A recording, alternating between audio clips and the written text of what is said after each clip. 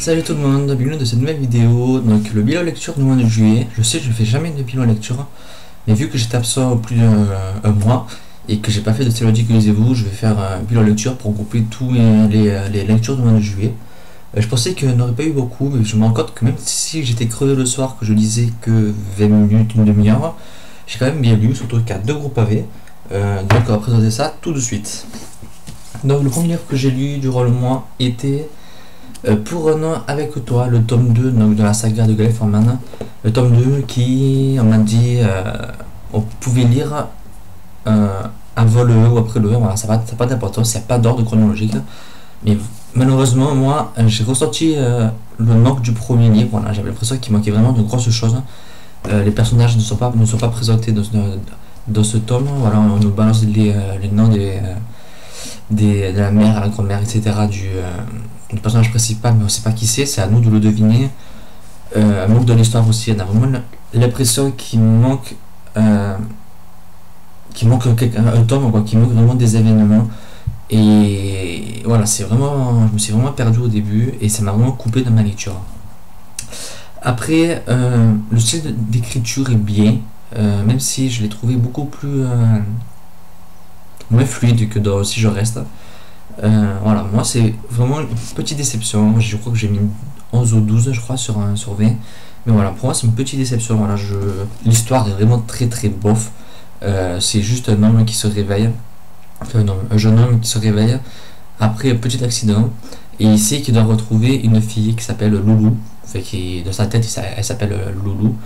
Et il se dit je vais refaire le tour du monde entre guillemets, là où on s'est croisé, etc., pour essayer à la retrouver, parce que je pense qu'elle me cherche aussi. Et voilà, c'est déjà, faut vraiment un sacré hasard pour se croiser dans n'importe où dans le monde.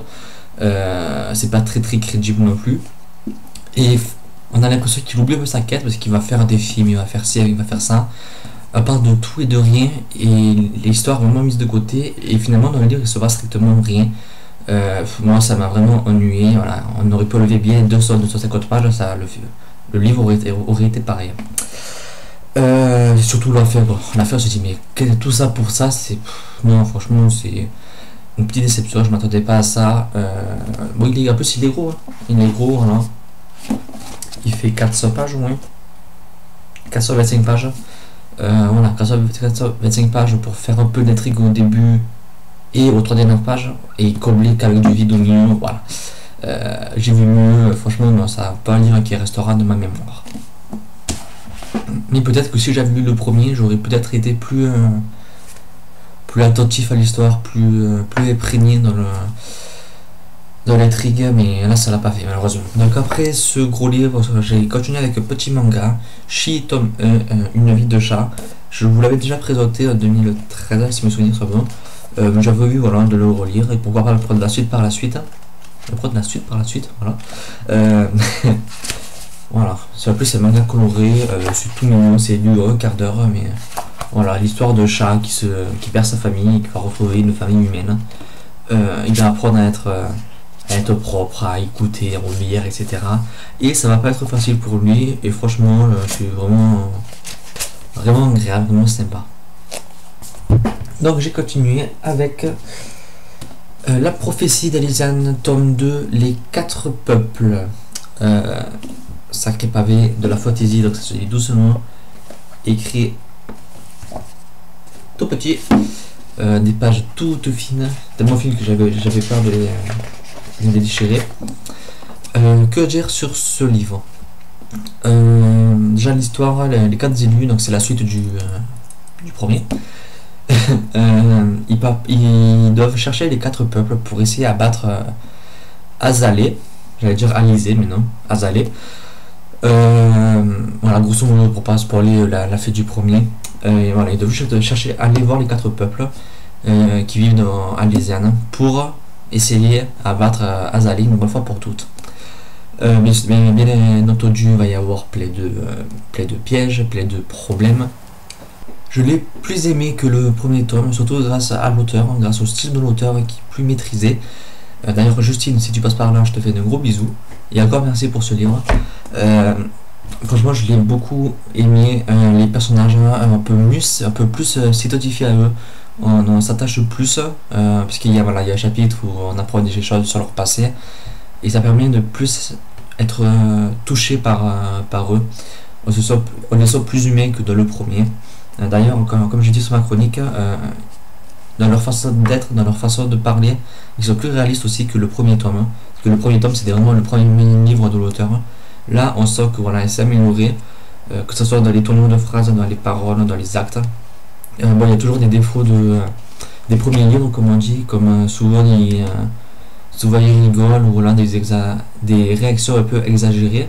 Pas trop comparé au premier, mais il y en a encore. Et forcément, on les voit. Mais voilà, c'est les premiers livres, du coup, voilà, je considère ça comme normal. C'est encore, c'était son 20e livre, je comprenais pas, mais là, c'est normal. Mais franchement, j'ai vraiment bien aimé.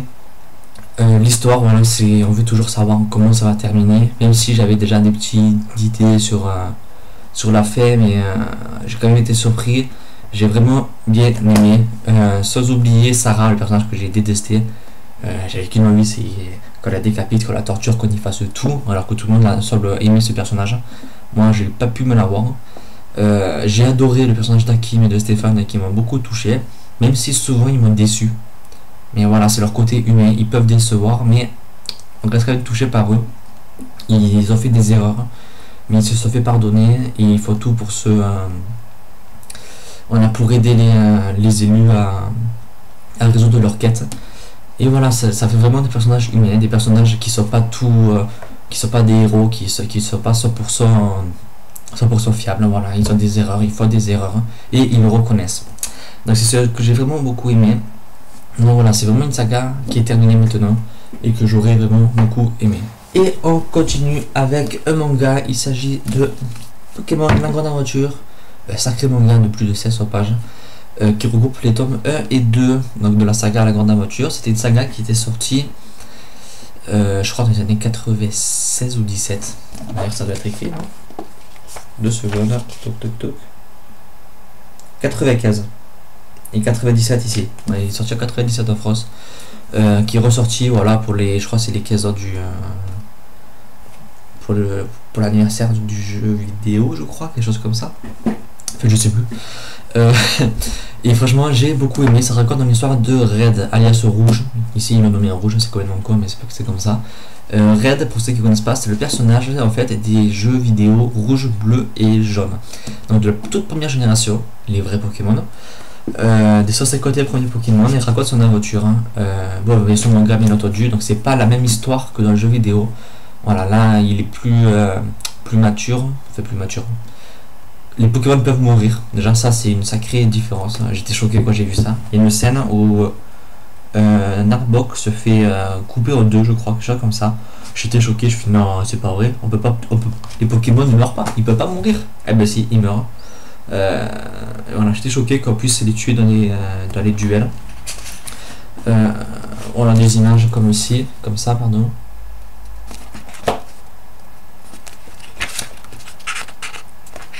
Il va rencontrer Mew, il va rencontrer plein de Pokémon, Mewtwo, etc. C'est vraiment une histoire qui m'a vraiment bien plu. J'ai hâte de savoir la suite. Il y aura encore 2 tomes comme ça. Et oui, j'ai vraiment très hâte de savoir comment ça va continuer. J'ai vraiment bien aimé, c'est agréable. Bon, c'est long à lire, hein. Il y a quand même beaucoup de pages. Mais c'est agréable, les personnages sont sympas, il y a un peu d'humour, il y a pas mal de duels. On rencontre plein de Pokémon assez rares comme Elector, Sulfura, Dracolos, etc. Mewtwo, Mew. Et ça fait super plaisir.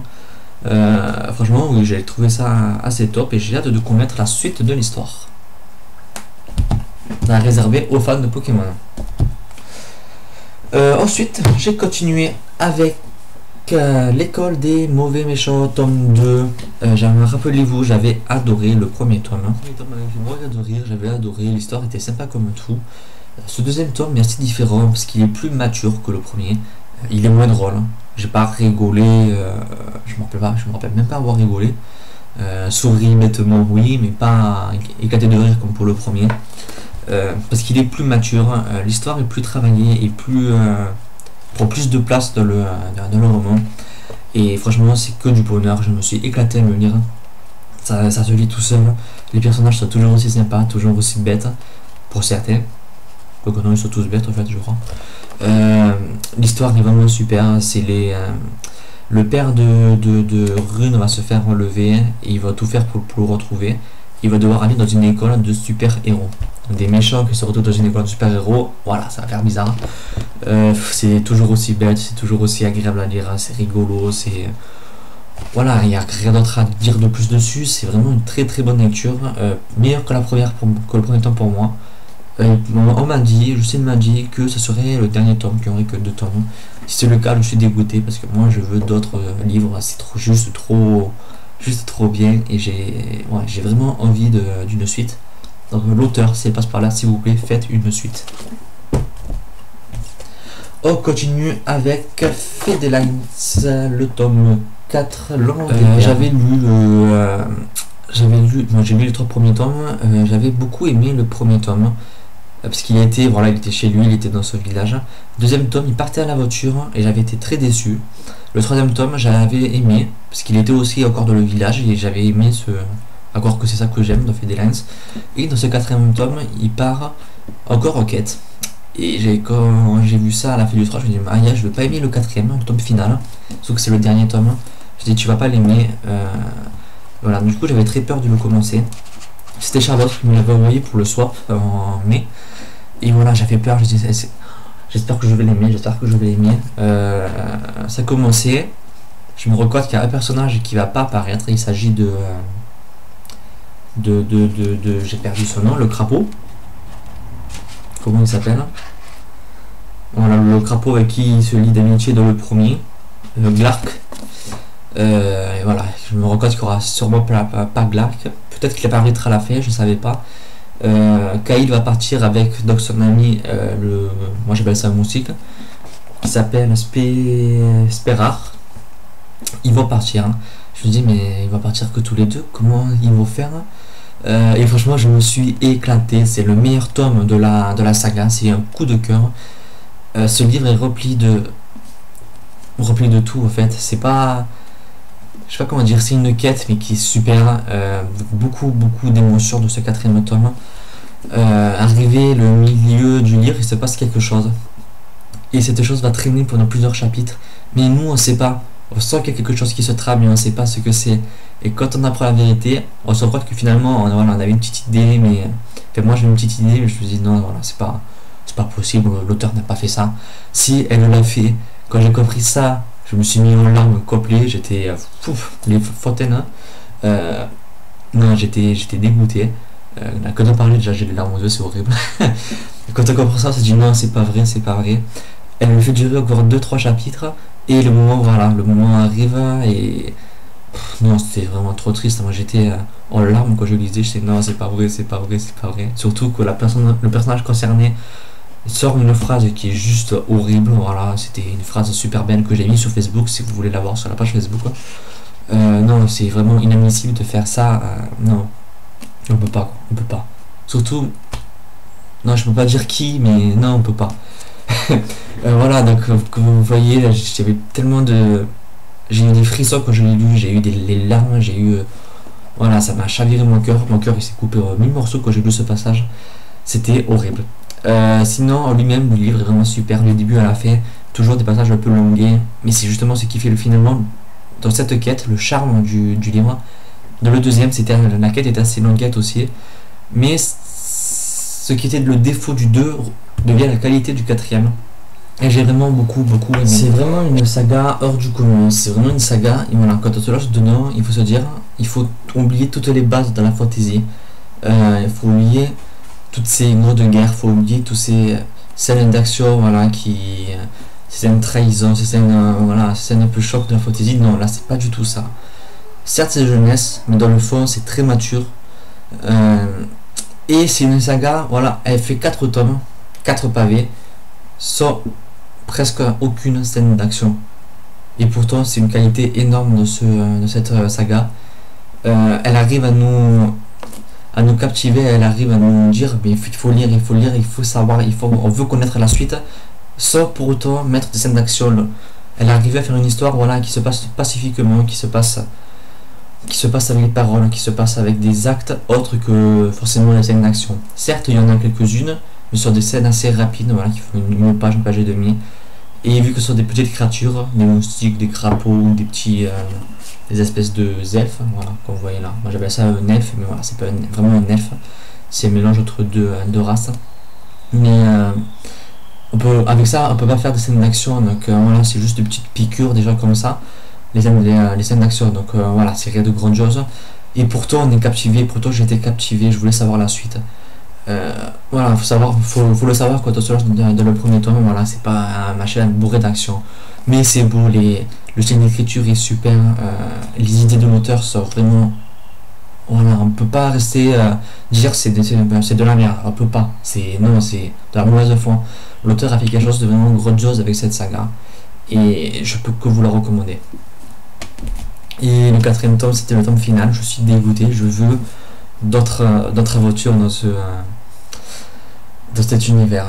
Et je veux savoir un peu ce que deviennent les personnages, parce que la fée a été un peu trop brute, on n'a pas vu un personnage que j'adore, et ça me moque. Moi, je veux quelque chose pour savoir un peu ce que les personnages deviennent après cette super aventure. Donc, ce que je suis en train de lire, strictement rien, parce que j'ai terminé Fedelens hier soir. Je l'ai lu en une journée, mon record, pour cette saga, vu que tous les autres livres, je les avais traînés une semaine au moins. Donc, je suis en train de relire, et ce que je compte lire cette semaine. Et je vais vous surprendre, je n'ai rien à lire cette semaine. J'ai rien à lire chez moi, j'ai l'impression. J'ai 400 livres dans ma pile à lire, mais je sais pas quoi lire du tout. Donc on verra aujourd'hui, voilà, quand j'aurai envie de lire ce que je pioche dans ma pile à lire. J'ai un livre à lire en e-book comme envoyé, donc peut-être que je le lirai tout de suite, ou alors par la suite, je ne sais pas. Voilà, mais j'ai tellement de choses à lire qu'en fait, j'ai rien à lire, j'ai l'impression. On verra, fera poum poum, je sens. Donc voilà, cette vidéo est terminée, j'espère qu'elle vous aura plu. Désolé pour le côté bouillant encore une fois. C'est 8h30, 9h même maintenant, et j'ai vraiment galéré. Je crois que je suis pas fait pour faire des vidéos le matin de mon bonheur. Donc prochainement, voilà, maintenant je continuerai à les faire à 2h de l'après-midi, je saurai me réveiller. Donc on se dit à très prochainement pour de prochaines vidéos. Bye.